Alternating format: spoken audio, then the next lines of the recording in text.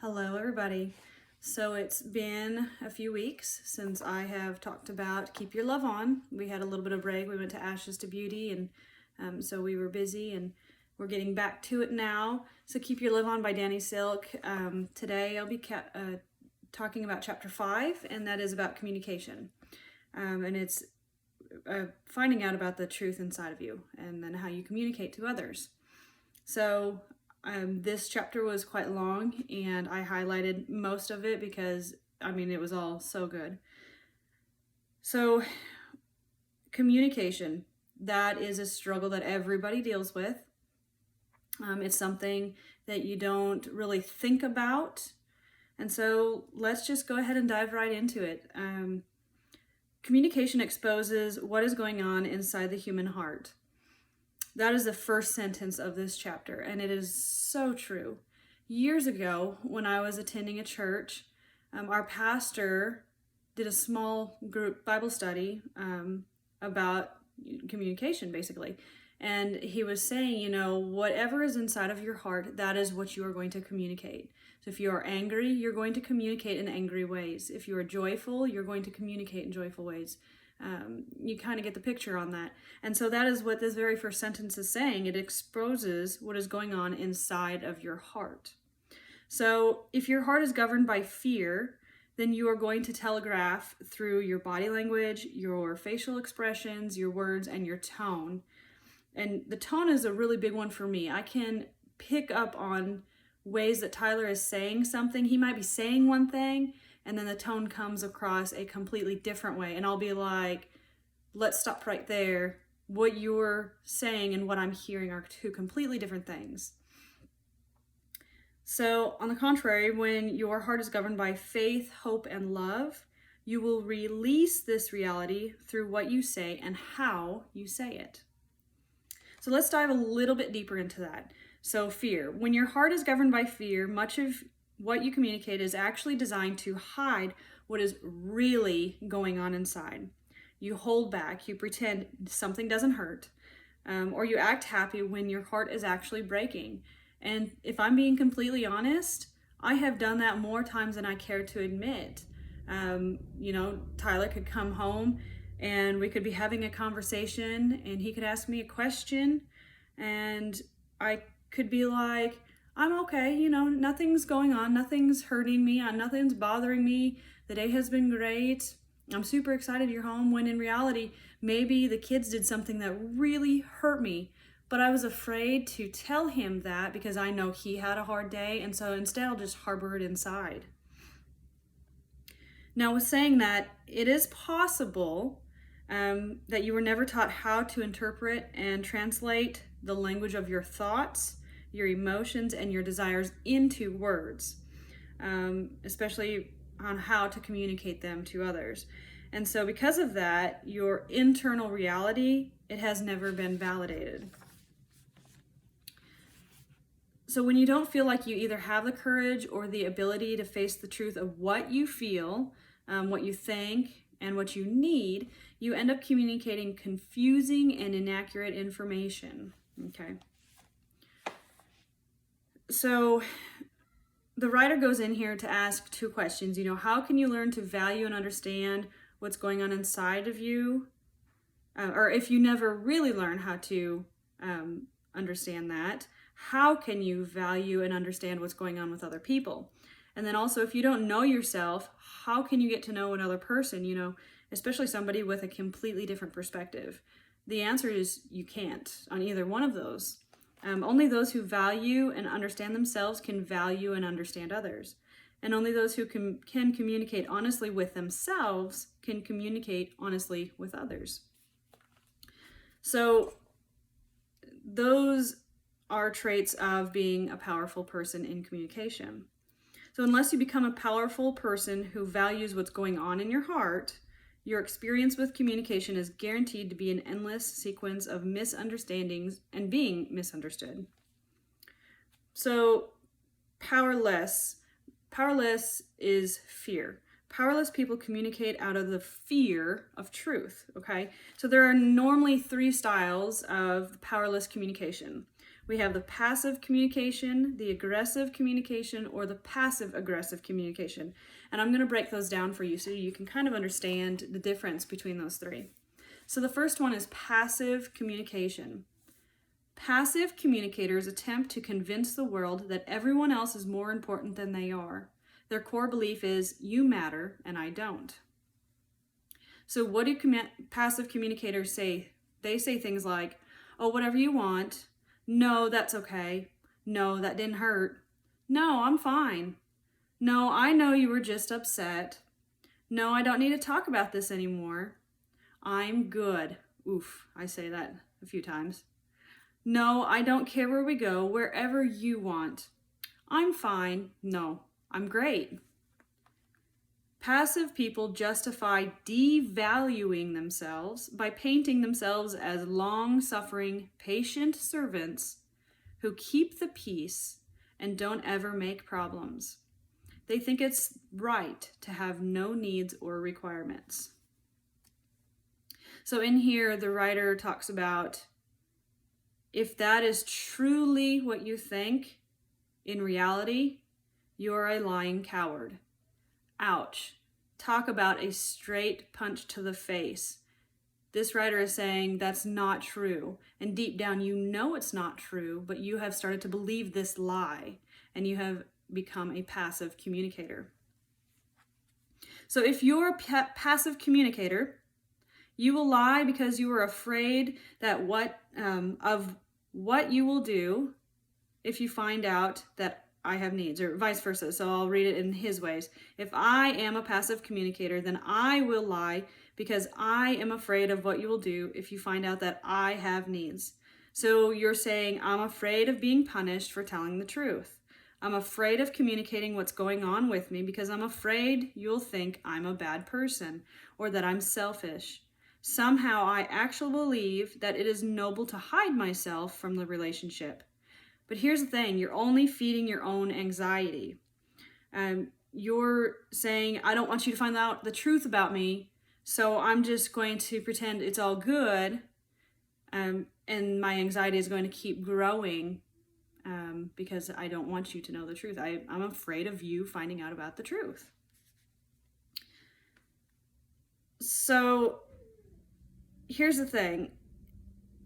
It's impossible to maintain this lie in the long term because it'll grow, your anxiety will grow into bitterness, and bitterness is never fun to deal with, and it's never fun to harbor inside of you because bitterness will grow outrageously into anger, and then that's when your relationships will cease to exist because you'll be bitter in life and you'll have a bitter outlook in life.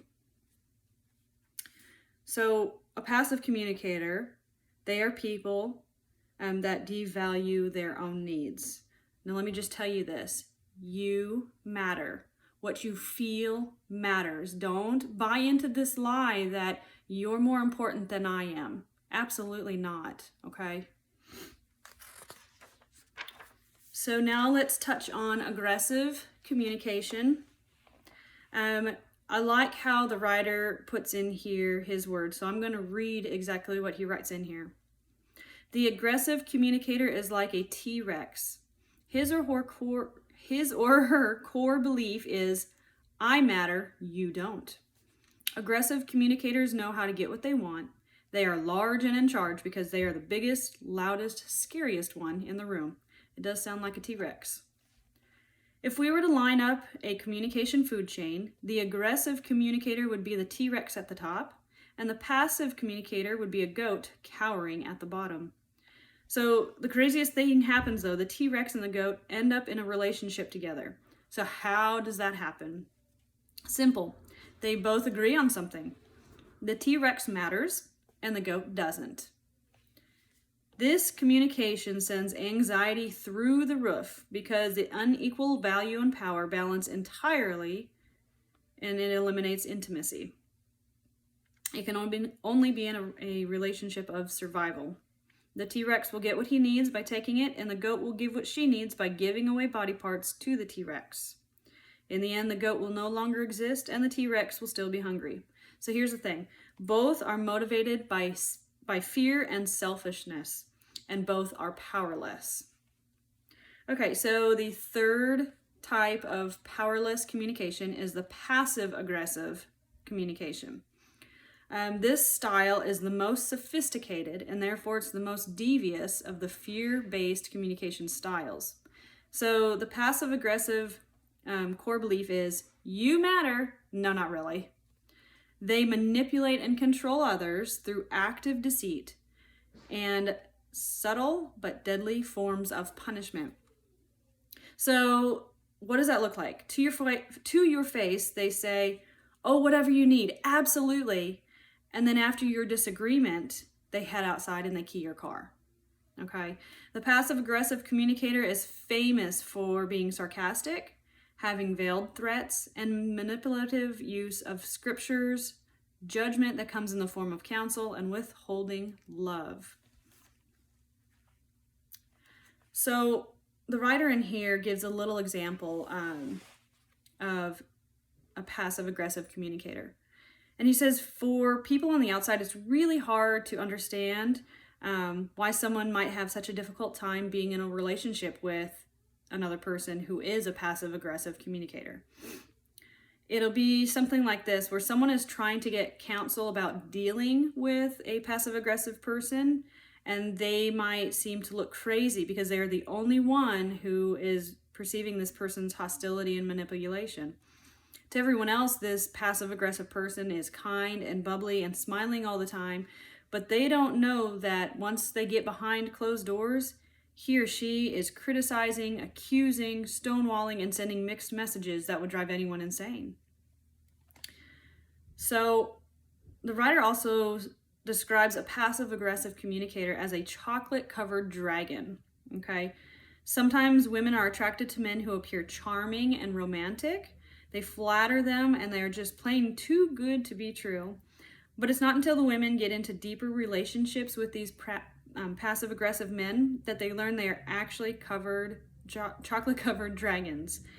Once the nice is gone, they become vicious manipulators that discount these women's thoughts and feelings. They are often jealous of anything the women do and that don't revolve around them.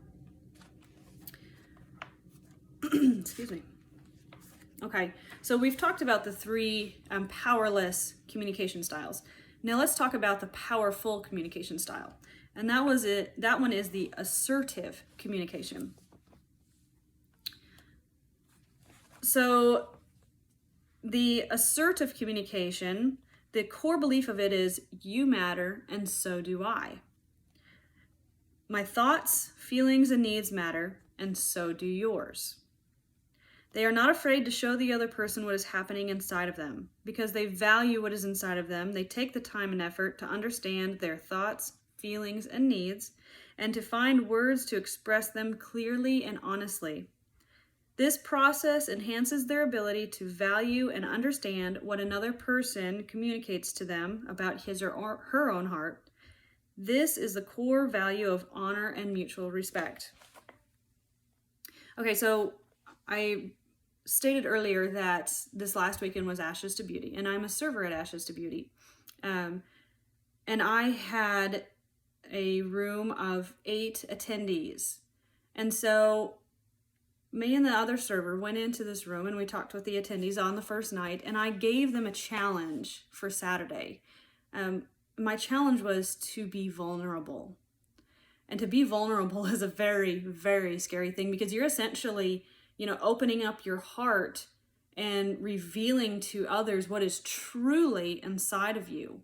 That is scary. That's scary to do in your own family, with your own friends. And I gave this challenge to these ladies, and I must say I am so very proud of them because they took that challenge head on.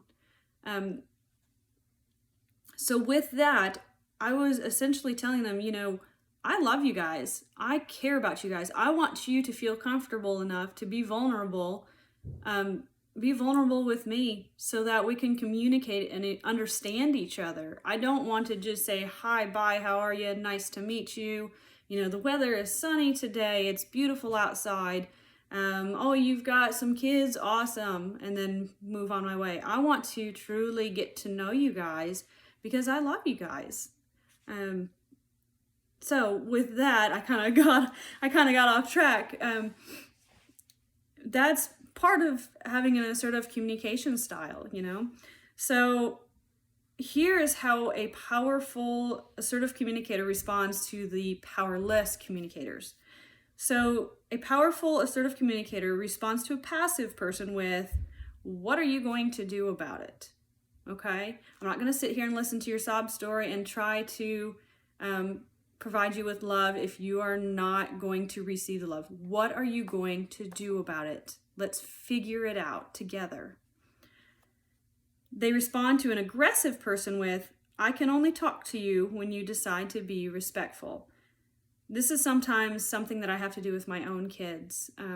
When they are having temper tantrums and things aren't going their way and they're just angry and they want something or they don't want something, they don't really know what's going on, I'll often have to tell them, let's stop. Let's take a breath. Let's take a break. Whenever you can speak nicely to me, let's talk about this and figure it out.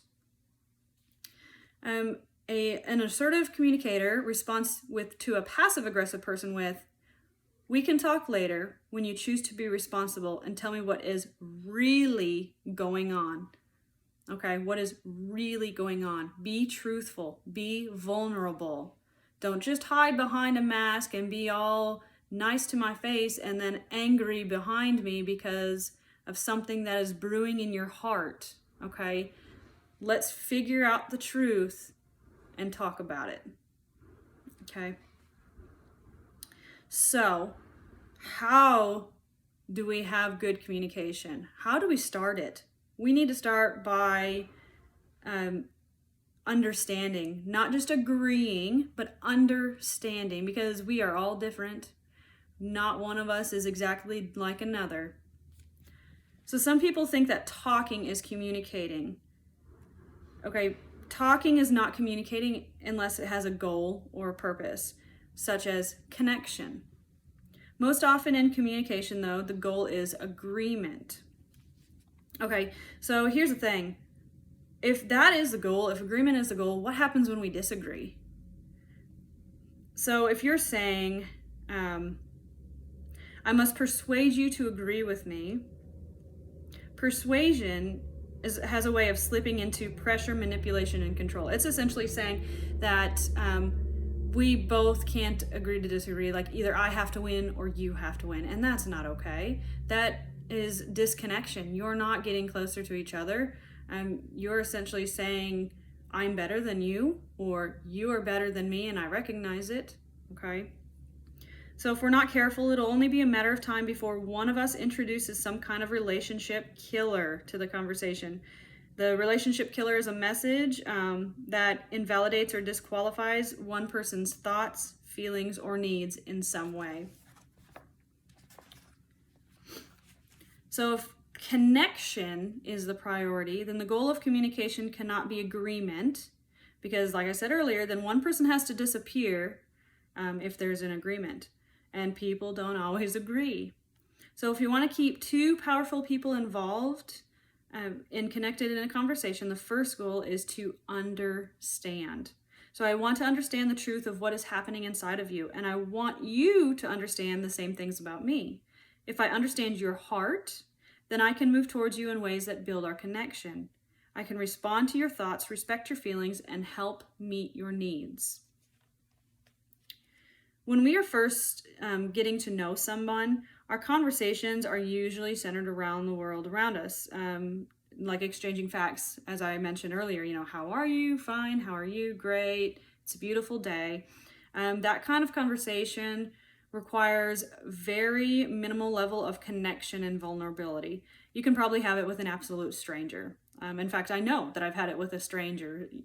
I can remember even just at the grocery store, I might not know someone. Hey, how are you? It's sunny. I know, beautiful day. I don't know the person, but we're just engaging in a simple conversation. We're not truly getting to know one another.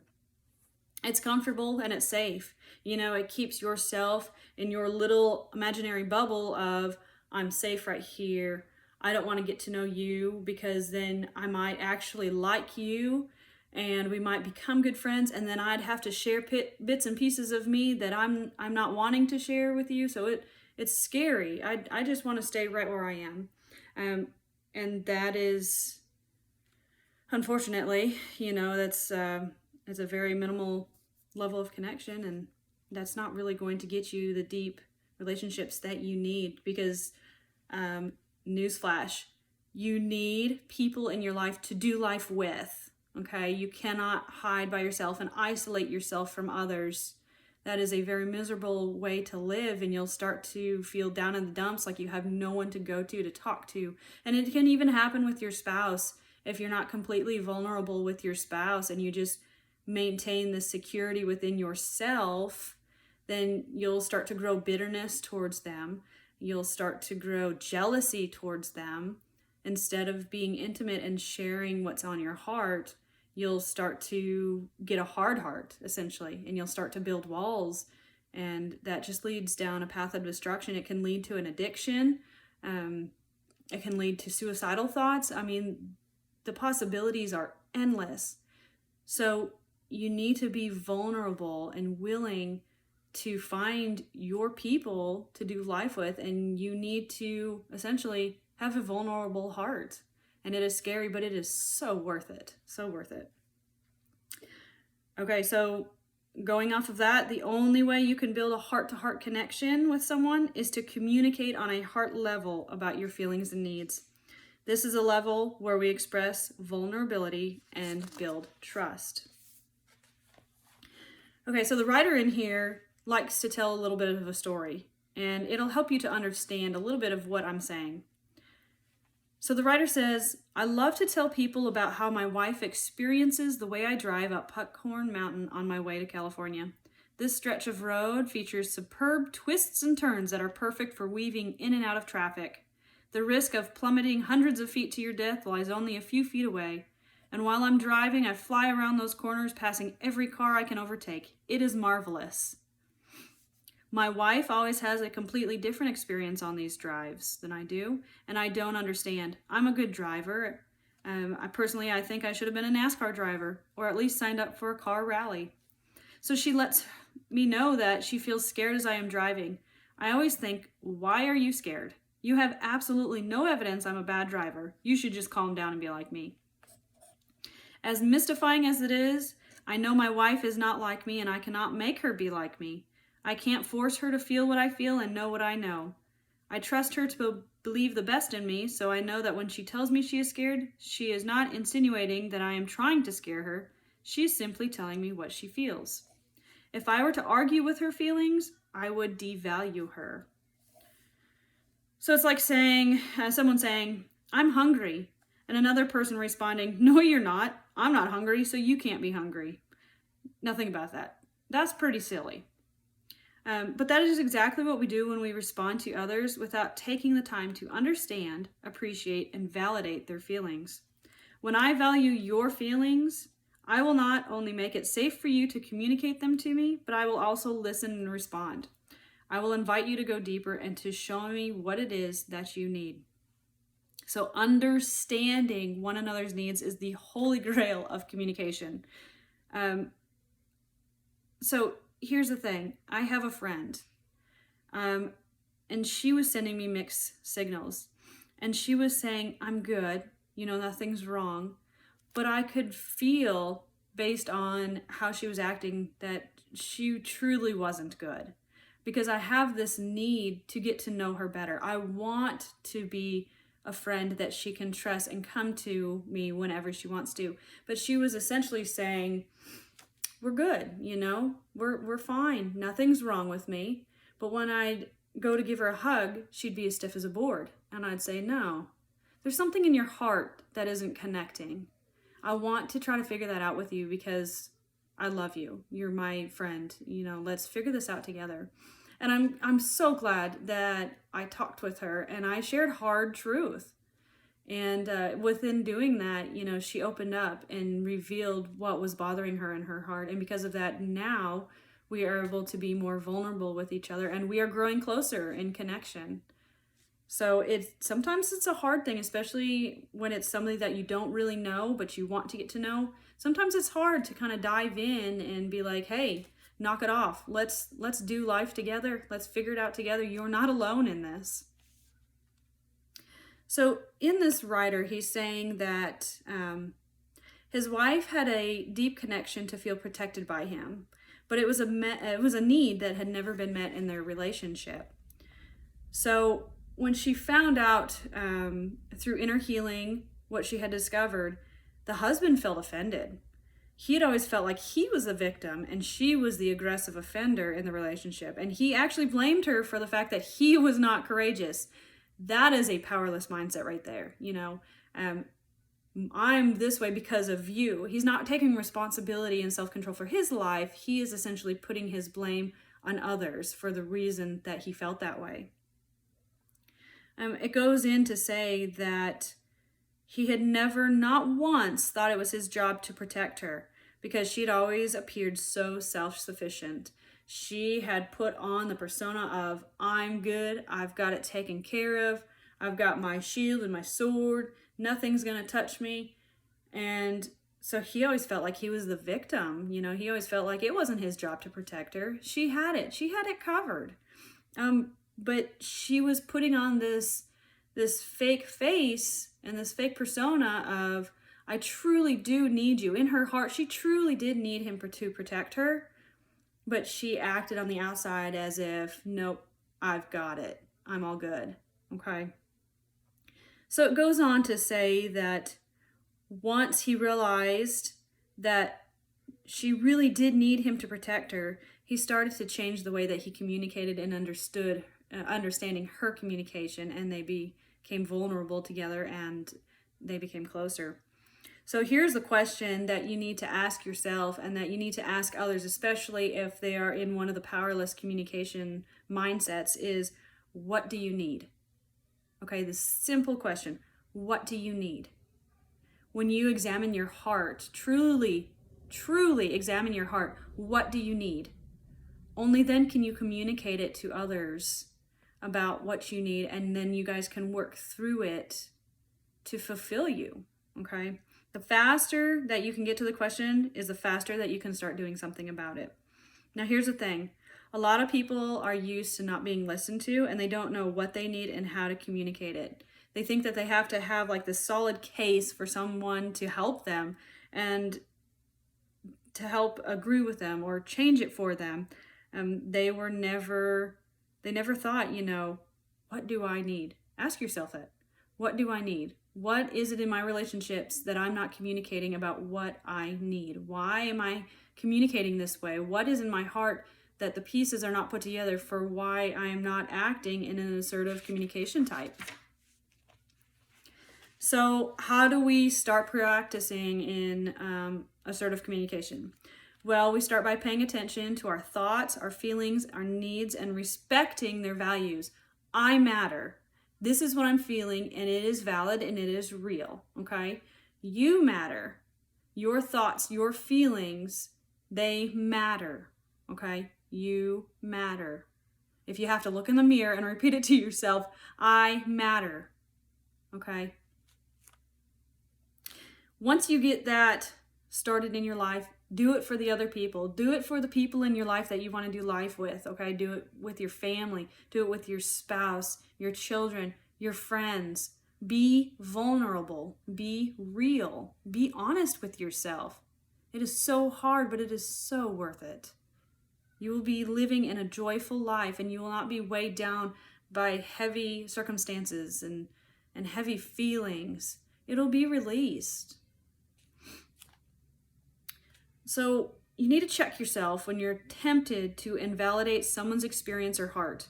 Listen to understand in a conversation. If somebody is pouring their heart out to you, don't just block it out and be like, yeah, I went through that a few years ago too.